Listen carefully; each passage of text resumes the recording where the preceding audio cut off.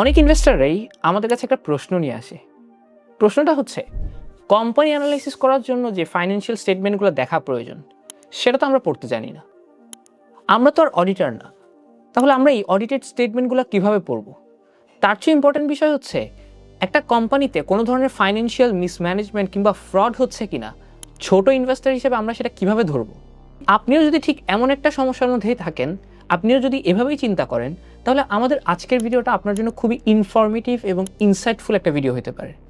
So আমাদের আজকের ভিডিওতে আমরা দেখব যে কিভাবে একটা অডিট রিপোর্ট পড়তে হয় এবং ছোট ইনভেস্টররা কিভাবে অডিট রিপোর্ট থেকে একটা অপিনিয়ন বের করে আনতে পারবেন, এবং সেই সঙ্গে দেখব যে কোম্পানির কোনো ধরনের ফ্রড কিংবা ফাইন্যান্সিয়াল মিসম্যানেজমেন্ট হচ্ছে কিনা সেটা একটা অডিট রিপোর্ট থেকে কিভাবে খুঁজে আনতে হয়। So without any further delay, let's start today's video. দেখেন, আমরা যখন কোম্পানি অ্যানালাইসিস করতে যাই, সবাই কোম্পানিতে অ্যানুয়াল রিপোর্ট এবং ফাইন্যান্সিয়াল স্টেটমেন্ট, ইপিএস, এনএভি এগুলোর পিছনে দৌড়ায়। কিন্তু আপনি জানেন যে অ্যানুয়াল রিপোর্টে 3 পেজের একটা ছোট্ট অডিট রিপোর্ট আপনাকে ফাইন্যান্সিয়াল স্টেটমেন্ট থেকেও বেশি ইনফরমেশন দিতে পারে, কিন্তু ম্যাক্সিমাম মানুষ এই অডিট রিপোর্টটা পড়েই না। সো আজকে আমরা দেখবো যে একটা অডিট রিপোর্ট থেকে কত ইম্পর্টেন্ট ইনফরমেশন আমরা বের করতে পারবো। সো চলেন প্রথম আমরা একটু দেখে নিই যে অডিট রিপোর্ট কীভাবে পড়তে হয়। এটা ইনভেস্টরদের জন্য একটা প্র্যাকটিক্যাল গাইড। অডিট রিপোর্টে 5টা ইম্পর্টেন্ট সেকশন আছে। ওকে, সো আমি যদি একটু দেখি, প্রথম সেকশনটা হচ্ছে অডিটরের অপিনিয়ন। এই যে অডিটরের অপিনিয়ন, পুরো অ্যানুয়াল রিপোর্ট নিয়ে অডিটর একটা অপিনিয়ন দেয়, ঠিক আছে? এটা 4 ধরনের অপিনিয়ন হয়। প্রথমটা হচ্ছে আনকোয়ালিফাইড অপিনিয়ন। আনকোয়ালিফাইড মানে হচ্ছে ক্লিন, অডিটর বলছে যে পুরো অ্যানুয়াল রিপোর্টে কোনো ধরনের সমস্যা নাই, পুরো অ্যানুয়াল রিপোর্টটাই ফেয়ার এবং ট্রান্সপারেন্ট। সেকেন্ডটা হচ্ছে কোয়ালিফাইড অপিনিয়ন। কোয়ালিফাইড অপিনিয়ন মানে হচ্ছে অডিটর বলছে যে অ্যানুয়াল রিপোর্ট কিংবা স্টেটমেন্টে সামান্য কিছু সমস্যা আছে, এই সামান্য সমস্যাগুলো ছাড়া বাকি সবই ঠিক আছে। এবং থার্ডে যদি আপনি দেখেন, পরেরটা হচ্ছে অ্যাডভার্স অপিনিয়ন। অ্যাডভার্স অপিনিয়ন মানে অডিটর বলছে যে ফাইন্যান্সিয়াল স্টেটমেন্ট এবং সব কিছুরই কোনো বিশ্বাস নাই, সব কিছুই খারাপ, অডিট করে আমরা অনেক ধরনের কারচুপি পেয়েছি। আর ডিসক্লেমার অফ অপিনিয়ন মানে হচ্ছে অডিটরের কাছে কোনো ইনফরমেশনই ছিল না কোম্পানির ব্যাপারে, সো কোম্পানির পরিপূর্ণ অডিটর করতেই পারে নাই। ওকে, এখন সেকেন্ড যে পয়েন্টটা দেখতে হবে, ফার্স্ট পয়েন্ট তো ছিল হচ্ছে আমার অডিটরের অপিনিয়ন, সেকেন্ড হচ্ছে বেসিস ফর অপিনিয়ন। মানে কি, কোম্পানির অডিট করার পরে অডিটর এই অপিনিয়নটা কেন দিয়েছে এবং কি কি সমস্যার কারণে অডিটর এই অপিনিয়নটা দিয়েছে, সেটাই তারা বেসিস ফর অপিনিয়নে বলে দেয়। So basis for opinion kind of বলা যায় যে একটা অপিনিয়নের এক্সপ্লেনেশন, ঠিক আছে? সো এই এক্সপ্লেনেশন থেকে ইনভেস্টররা বুঝতে পারে যে অডিটর কেন কোম্পানিটাকে খারাপ বলছে, কোম্পানিতে যদি কোনো ধরনের ফাইন্যান্সিয়াল মিসম্যানেজমেন্ট থাকে সেটা কোথায় আছে, সেটাও অডিটর এখানে বলে দেয়। এবং থার্ডে যেটা হয় সেটা হচ্ছে এমফেসিস অফ ম্যাটার। আমরা যদি একটু দেখি, সেটা হচ্ছে emphasis of matter. Emphasis of matter কি? স্টেটমেন্ট ছাড়াও, ফাইন্যান্সিয়াল স্টেটমেন্ট ছাড়াও, কোনো ধরনের মিসম্যানেজমেন্ট বা অপিনিয়নের বাইরেও ইনভেস্টরদের কোন কোন হাইলাইটেড পার্টগুলো দেখা উচিত। নট নেসেসারিলি যে এটা খুব খারাপ পার্ট, বিষয়টা এমন না। এটা হচ্ছে এমফেসিস অফ ম্যাটার মানে হচ্ছে পুরো স্টেটমেন্টের মধ্যে কোন জিনিসগুলোতে সবচেয়ে বেশি ইম্পর্টেন্স ইনভেস্টরদের দেওয়া উচিত, ঠিক আছে? এটা ভালো হতে পারে, খারাপও হতে পারে, সেটাই হচ্ছে এমফেসিস অফ ম্যাটার। ওকে, এর পরের পার্টে 4 নম্বরে থাকে হচ্ছে কি অডিট ম্যাটার্স। কি অডিট ম্যাটার্স মানে পুরা অডিট করার সময় কোন জিনিসগুলোকে সবচেয়ে বেশি গুরুত্ব দেওয়া হয়েছিল। যেমন হইতে পারে যে একটা কোম্পানির ট্যাক্স রিলেটেড অনেক ইস্যু আছে, সো কোম্পানিটা অডিট করতে গিয়ে ওই ট্যাক্স রিলেটেড ইস্যুতে অডিটরদের সবচেয়ে বেশি ঝামেলা হয়েছে অডিট করার সময়। এটা খারাপ না, জিনিসটা ভালো, বাট দ্য থিং ইজ অডিটররা সবচেয়ে বেশি সিগনিফিক্যান্ট ইম্পর্টেন্স দিয়েছে ওই ম্যাটারটাতে। সো এগুলো হচ্ছে তাদের কি অডিট ম্যাটার। এবং লাস্টে যে পার্টটা 5 নাম্বারটা, সেটা হচ্ছে লিগ্যাল এবং রেগুলেটরি রিকোয়ারমেন্টস। মানে কোম্পানির কোনো ধরনের মামলা মোকদ্দমা অথবা কোনো ধরনের লিগ্যাল ইস্যু আছে কিনা সামনে ভবিষ্যতে, এবং এগুলোর ইফেক্ট কোম্পানির উপর কী হইতে পারে, অডিটর কী চিন্তা করছে। সো এগুলার একটা অপিনিয়ন কিন্তু অডিটর দিয়ে দেয়। এবং বিশেষ করে এই পার্টটা সবচেয়ে বেশি ইম্পর্টেন্ট যারা ব্যাংক এবং অন্যান্য যে ফাইন্যান্সিয়াল ইনস্টিটিউশন যেমন এনবিএফআই এবং ইন্স্যুরেন্স কোম্পানি এগুলো দেখবেন, তাদের জন্য এই পার্টটা খুবই ইম্পর্টেন্ট। সো আমরা এখন চলে যাই, আমরা একটু দেখার চেষ্টা করি যে সত্যিকার অর্থে একটা অ্যানুয়াল রিপোর্টে একটা কোম্পানির অডিট রিপোর্ট কেমন হয়, ঠিক আছে? তো চলেন আমরা একটা অডিট রিপোর্ট দেখি। আমরা যদি দেখি, ধরেন আমার কাছে ব্রিটিশ আমেরিকান টোবাকোর অ্যানুয়াল রিপোর্টে ডাউনলোড করা আছে। সো আপনি ব্রিটিশ আমেরিকান টোবাকোর অ্যানুয়াল রিপোর্ট ওদের ওয়েবসাইট থেকে ডাউনলোড করতে পারেন, ঠিক আছে? আমাদের কাছে ডাউনলোড করা আছে, সো আমরা ওইটাই দেখছি যে এখন ব্রিটিশ আমেরিকান টোবাকোর অ্যানুয়াল রিপোর্টে কোন জায়গাটাতে আমি এই অডিট রিপোর্টটা পাবো, ঠিক আছে? আমি যদি একটু নিচের দিকে যাই, ওকে, সো এখানে দেখেন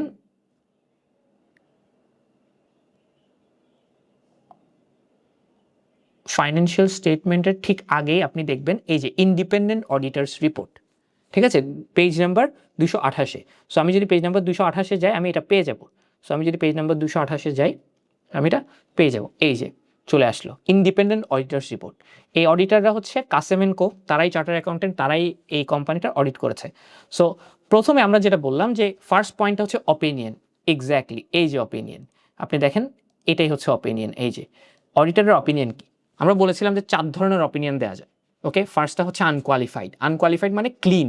অডিটাররা যখন এটা অডিট করেছে বলেছে যে কোম্পানিটা ক্লিন, কোনো সমস্যা আমরা দেখিনি স্টেটমেন্টে, কোনো হিসাবে কোনো গরমিল নেই। সো দেখেন এই যে অডিটাররা বলে দিয়েছে যে তাদের স্টেটমেন্ট কিন্তু ট্রু এবং ফেয়ার ভিউ, মানে সব রেসপেক্টে তাদের স্টেটমেন্ট কমপ্লিটলি ওকে, স্টেটমেন্টে কোনো সমস্যা নেই। তার মানে এটা একটা আনকোয়ালিফাইড অপিনিয়ন। আনকোয়ালিফাইড মানে কি ক্লিন। ওকে, এবং প্রতিটা স্টেটমেন্ট ইন্টারন্যাশনাল রুলস ফলো করেই করা হয়েছে, যেটাকে আমরা বলি international financial reporting standards. Second পার্টে কি থাকে, বেসিস ফর অপিনিয়ন, যে এই অপিনিয়নটা তারা কেন দিয়েছে, যে এটাকে কেন ক্লিন বলছে, এই অডিট রিপোর্ট মানে ব্রিটিশ আমেরিকান টোবাকোর স্টেটমেন্টকে তারা কেন ক্লিন বলছে।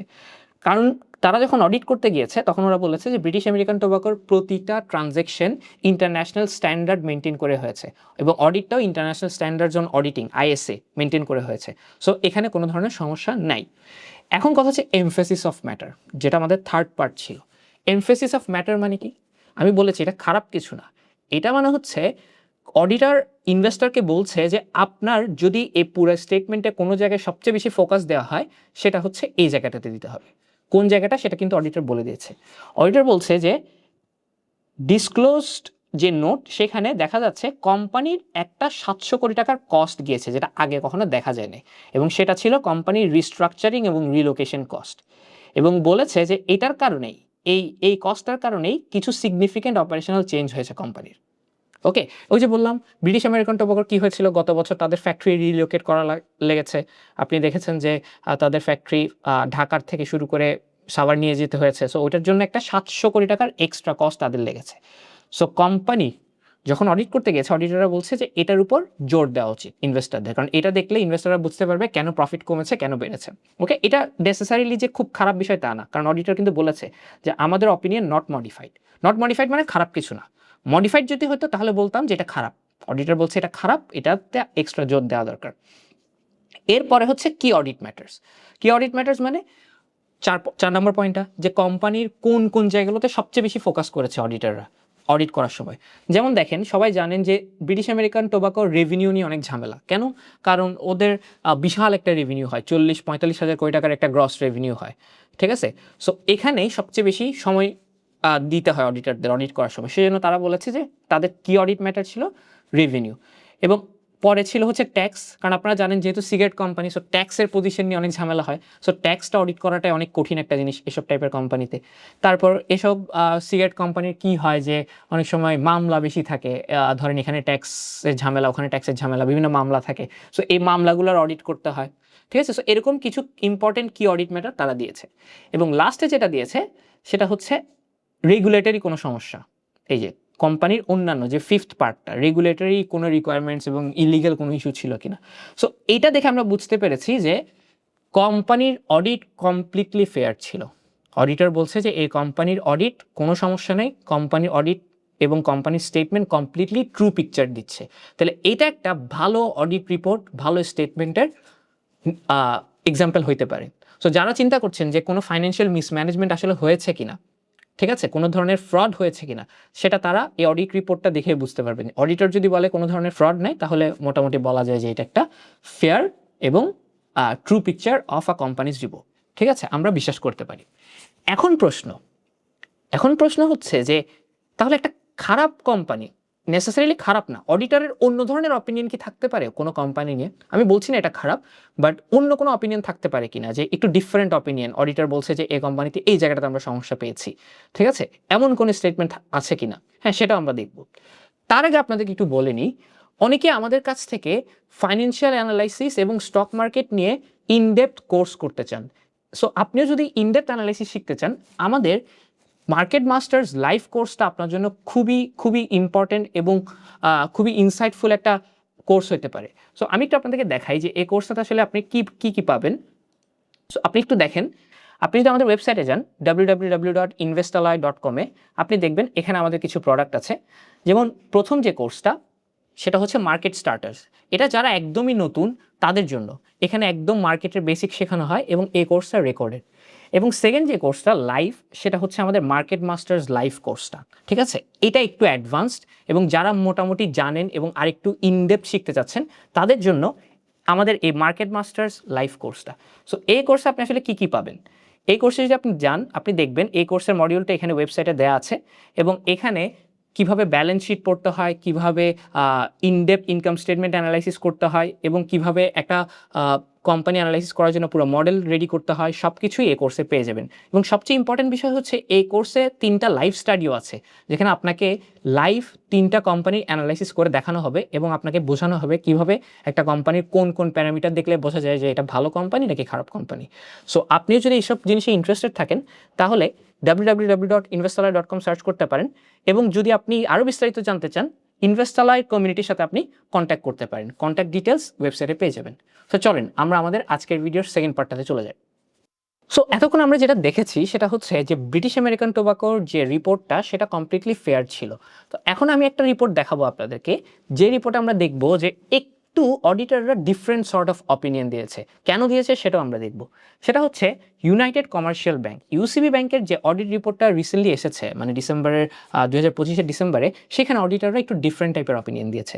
যেমন আমি যদি একটু যাই, আপনি দেখেন প্রথমে অডিটররা যে অপিনিয়নটা দিয়েছে কোয়ালিফাইড অপিনিয়ন। আনকোয়ালিফাইড না, আনকোয়ালিফাইড মানে ক্লিন, কোয়ালিফাইড মানে হচ্ছে অডিটররা এটা অডিট করেছে, অডিট করে কিছু সমস্যা তারা পেয়েছে। পুরা অডিট রিপোর্টে কোনো সমস্যা নাই, বাট কিছু জায়গায় কিছু সমস্যা তারা পেয়েছে। এখন কি কি সমস্যা পেয়েছে সেটা আমরা দেখব সেকেন্ড পার্টে। কি বেসিস ফর অপিনিয়ন, আমি আপনাকে বললাম যে তারা কেন এই অপিনিয়নটা দিচ্ছে, যে এখানে কোয়ালিফাইড কেন অপিনিয়নটা।